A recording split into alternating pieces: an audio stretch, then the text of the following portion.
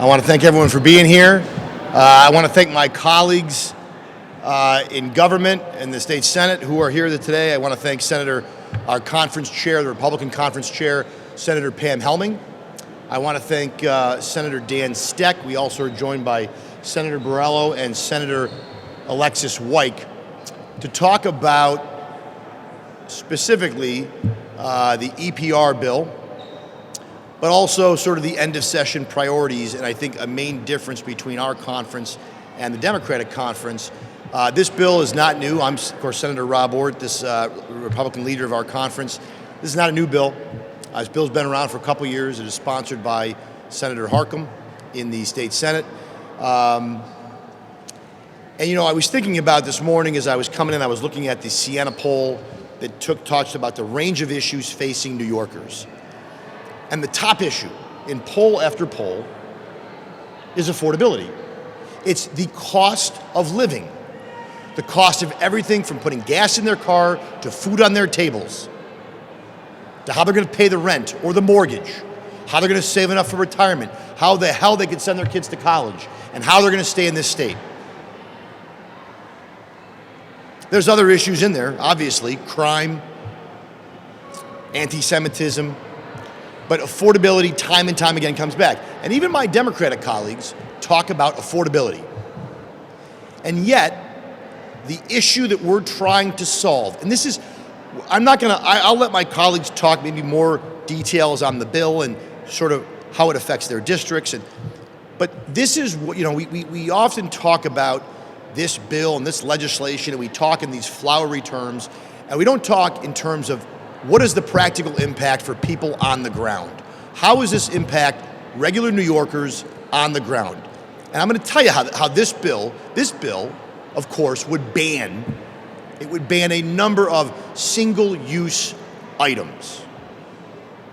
Items like single-use or single-serve cheese. So you got those cheese slices, Kraft cheese slices, the wrapping, those comes in individually, that would be done. Lunchables, those would be out. These are the issues that we're trying to solve. I find it impossible to believe that if I pulled a New Yorker aside out here, out of this building, not in this place, but outside there, if I say, what's the biggest issue facing your family? What do you think your legislature, that you spend more money on than most other people across the country, what do you think they should be working on? What do you think they're solving for you? I would bet you my entire salary they wouldn't say Kraft single-serve cheese slices. We got to make sure those are banned. We got to save the planet by getting rid of those. Lunchables. We got to make sure that my kids can't get Lunchables. The containers they come in are killing the planet. Give me a break. Give me a break. And you know who this is going to, you know, very often these policies are drawn up, no doubt by some well-meaning people, carried by well-meaning legislators from Westchester County, great county in New York. But you know what? It's the most affluent county in America. In America. Those are not the people who are going to be impacted by it. Yeah, they'll be impacted, but their life will continue. Their daily life will move on. Their style of life will not be impacted. The people who live on, you know, the high-rise buildings in Manhattan, their life will go on. But you know who won't? The people on SNAP benefits. People who very often who are going to grocery stores on government benefits, who are hanging on by the margins. These are the items, guess what, that they buy for their kids. It's also going to obviously put companies out of business. It's going to make it harder to compete in New York. Now, that's nothing new. We love to do that. The Democrats in New York love to put companies out of business. Or they don't care about putting companies out of business. Because profit, of course, is evil. But more to the point, they're just indifferent to it. Because the person in Manhattan, they'll just order the same stuff on Amazon. And it'll get shipped to them from another state where it's not outlawed, where this crazy law is not in effect. But the person who makes these products here in New York, the person who makes, let's say, the little, and I know Senator Helming's going to talk about this, McDonald's, you get your sweet and sour sauce. Does anyone think, I don't think I've ever heard one call from any of my constituents who said, Senator Ort, please do something about the barbecue packet that I get when I get my son's Happy Meal. You know what they tell me? They tell me the Happy Meal is too damn expensive, Senator Orr. It's too damn expensive, and I can't afford to take my kids there anymore. And one of the reasons it's too damn expensive is policies that we pass here. Make no mistake. It always gets passed on to the consumer, and it's always the people at the margins or the people who are hanging on that this impacts. These are the problems we're trying to solve. Now, there's real things we could be doing. There's real negotiations. I've met with people in this industry, and of course, it affects multiple industries: grocery stores, chemistry council members, people who make carbon black ink. And they've all said there have been amendments put forward. There have been solutions that we have come up with that the industry, that employers know we can do. We can actually get there, and it will not have a huge negative impact on consumers, on our employees, on our ability to do operations here in New York. To date, not one of those amendments has been put in. In fact, the bill hasn't been amended at all, as far as I know, at all. A bill of this scope and of this magnitude. And in fact, the environmental advocates tried to jam this thing through when we came back from break 2 weeks ago. If it's a good bill, you don't have to jam it through. You don't have to do it at 2 a.m. You can do it in broad daylight on a beautiful day like today in the full sunshine of New York and explain to New Yorkers why this is good policy for them. That even though you're going to pay more, even though it's going to ban things that you need for your family, even though it might put your family member out of business or hurt workers in New York, even though it will do all those things, it's worth it because we're going to save the planet. And that's nonsense. There's nothing in this bill, nothing that will save the planet. It's dubious whether this does anything for the environment. But it's not about that. It's never been about that. It's about putting companies out of business. It's about increasing the cost of everyday, regular goods that people need. It's about driving more people out of this state. That is clearly what the goal of policies like this. Of course, there's the bottle bill, which is sort of the ugly cousin of the EPR bill. There's a push, obviously, there too. That's even less, it's even more dubious what that bill will do, except increase the cost of buying, vitamin water or any of the items that come in containers covered by the bottle bill. But there's a push to do that too. There's a lot of opposition. Labor's lined up, businesses lined up, but this is about consumers. There's always groups here who are for and against bills. This is about consumers and the people in New York who, in poll after poll and issue after issue, and my colleagues will tell you, the number one issue we hear about across party lines is the cost to be here in New York. This bill will increase the cost to live in New York. Full stop. Whatever anyone else thinks about it, however great somebody thinks it is, no one can tell me or deny that it will increase the cost to be here in New York. That is what my colleagues at the end of session, my Democratic colleagues, are pushing, to pass a bill that will increase your cost to live in the state of New York. And that is why people are fleeing the state of New York who can afford to. Get out while you can. That's the message from my colleagues in the Democratic Conference. Our conference is vehemently opposed to this bill. We've had members who were open to supporting amendments and have encouraged amendments that have not been forthcoming because the environmental lobby refuses to accept any of the amendments. And shame on them. I'm not going to have their finger wagged at me and they're moralizing about how this is going to save the planet. Bullshit. This is going to increase people's costs, and the saving of the planet is dubious at best. At best. And to talk more about how this is going to increase costs and make life worse here in New York for employers, employees, and regular New Yorkers, I'm going to call up someone who has a district business that will be absolutely negatively impacted, and jobs and his constituents in his district. And someone, by the way, a very strong steward of the environment, represents the Adirondacks. There is no part of New York that is more dependent economically on the environment than the Adirondacks in the North Country. And Senator Steck has been long a strong steward and advocate on there. But even he knows on this bill, the environmental impacts are dubious, and the economic and affordability impacts are absolutely detrimental. And so I want to call up my colleague and friend, Senator Dan Steck. Thanks, Leader. Thank you, Leader. I want to open by highlighting a couple things that Leader Orr just mentioned. He drove home the point of affordability. And that brought me back to my time at the last 2 years' budget hearings asking questions about green initiatives, the carbon initiatives that we have, the climate change initiatives, and the cost, or a lack of estimate of cost. And if I had a nickel for every time I heard a member of the administration at these hearings say, well, the cost of doing nothing is greater. You know, the next time I hear somebody at a budget hearing say the cost of doing nothing, I'm going to stop a mid-sentence and I'm going to say, is what? If you can't put a dollar amount, a figure, on what this is going to cost, when you know we're talking about things that cost hundreds of billions of dollars, then it's not ready for prime time. It's not ready to roll out. It is driving, if you don't know what the cost is, it's too damn much. The other thing that he pointed out is the impact that this will have on everything that our consumers buy. And wealthy people, they're going to absorb this cost. This is the most regressive thing that we could do. This is going to hurt the people that our colleagues on the other side of the aisle thump their chest over and lecture the rest of us about that they're looking out for. This is going to hurt the lower end of the socioeconomic classes the most, because it's going to consume a larger part of their incomes. Now, the leader mentioned my personal background.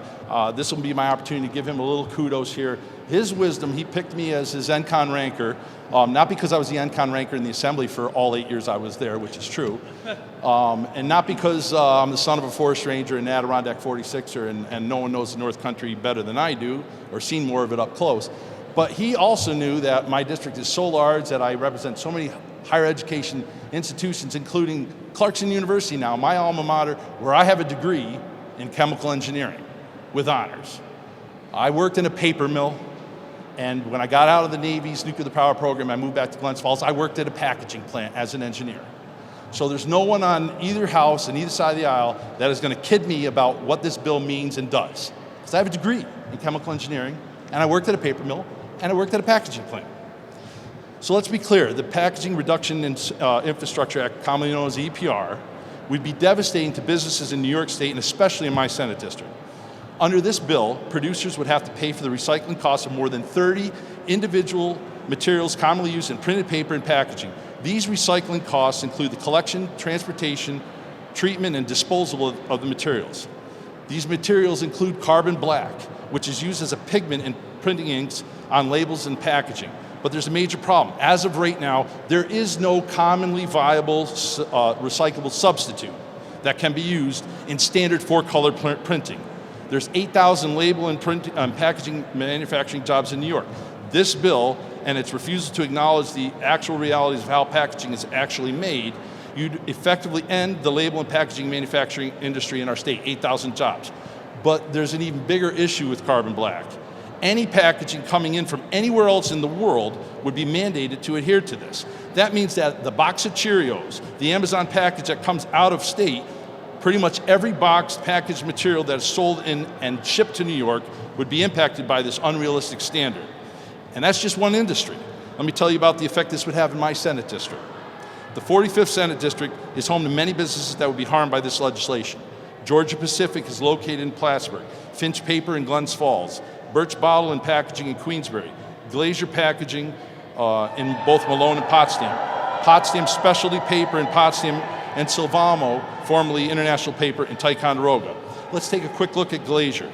It distributes meat and other food products. This legislation would force them to completely overhaul how it packs and ships deli and butchered meat. Going forward, their products would have to be packaged and shipped in recyclable packaging.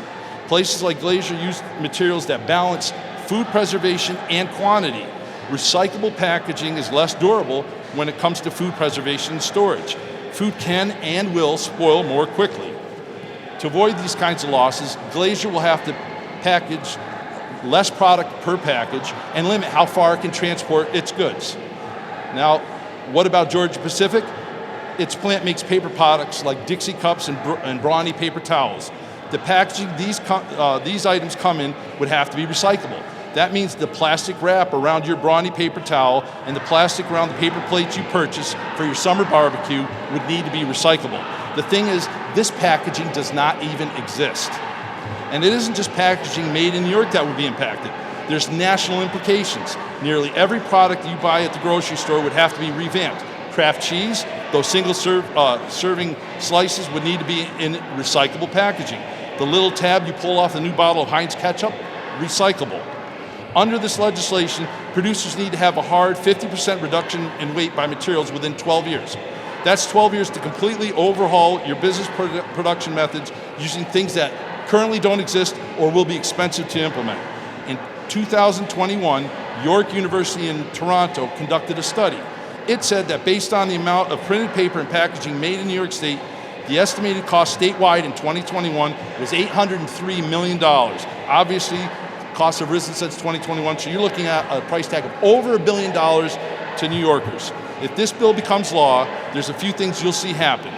Producers will be forced to cut jobs in order to defray the cost of new packaging, and they'll certainly pass costs on to consumers, so we'll be paying even more for our groceries. Again, the most regressive thing that we could do, hurting the people that we're espousing to help the most, the lower income. Or worst case scenario, they'll stop selling their products in New York altogether. And it may be well less expensive for a company like Georgia Pacific to say, hey, it'll save us more money to not make this and not sell it in New York. Again, expanding recycling, improving our state's low recycling rates is important. We want to be good stewards, but the legislation being promoted by Senate Democrats won't do anything to address that. It'll only cost us jobs and economic health. And with that, I'll turn it over to my friend and colleague who has impacts in her own district here, a leader on this front, my friend and colleague, Senator Pam Hellman.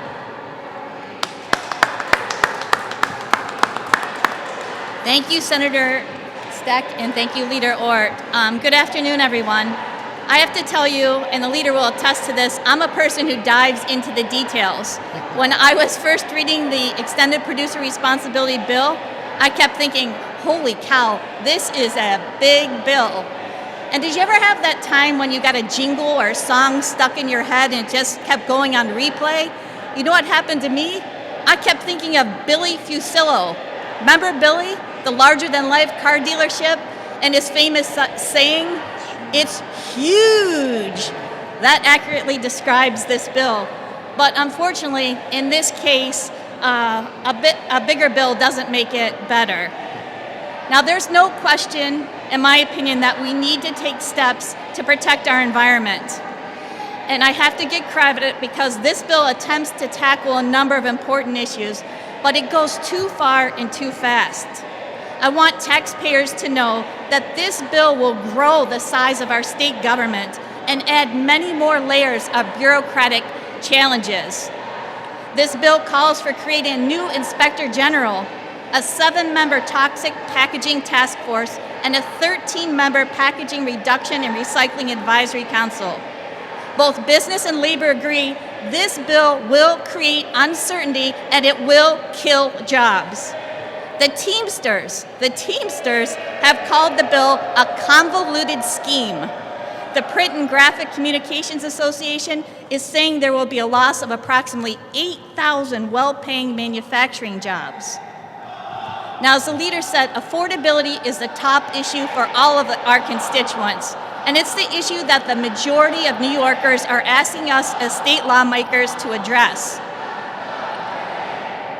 All of the members of the legislature have received numerous letters from many organizations stating that this bill will in fact drive up the cost of groceries, as well as many more everyday items like cleaning products, printing products, home improvement products, and automobile products. As the leader cited, and Senator Steck cited, according to one study, if this bill is enacted, a typical family of 4 will pay an additional $684 a year at the grocery store. Think about that. This is coming at a time when we're seeing a growing increase in food insecurity. And these, I'm not just saying this or making it up. Visit any of the food distribution centers. Visit a food pantry and you will see long, long lines. In fact, Feeding America is reporting we're seeing the sharpest increase in food insecurity since the Great Recession. FoodLink is saying that increased costs are contributing to this growing trend. The National Supermarket Association reports many of the top-selling products purchased with SNAP dollars will no longer be available because of packaging. So, For me, it comes down to why? Why is the majority pushing a bill that will hike grocery prices, create more stress and struggles for vulnerable families and seniors, that has the ability to eliminate jobs? In the area I represent, the greater Rochester and Finger Lakes area, there are more than 250 food and beverage manufacturers and suppliers who employ more than 10,000 people. These are popular companies many of you know: Barilla, Baldwin Richardson Foods, Mott's, Seneca Foods, Kraft Heinz, Dr. Pepper, and packaging companies like Pactiv. Many of you heard about Fairlife, who's making a significant investment in Monroe County. Many of these employers are absolutely fantastic partners in our efforts to protect the environment. They are implementing some of the most stringent sustainability practices and advanced recycling programs to reuse and repurpose packaging materials. But you know what this bill doesn't do? It doesn't account for this progress, and in some cases, even disqualifies certain recycling initiatives that could help keep repurposed plastics out of our waterways and out of our environment. Last Saturday, I took my 5-year-old granddaughter, Bristol, to a soccer clinic. Before practice started, a bunch of the kids were sitting at a long picnic table, and guess what?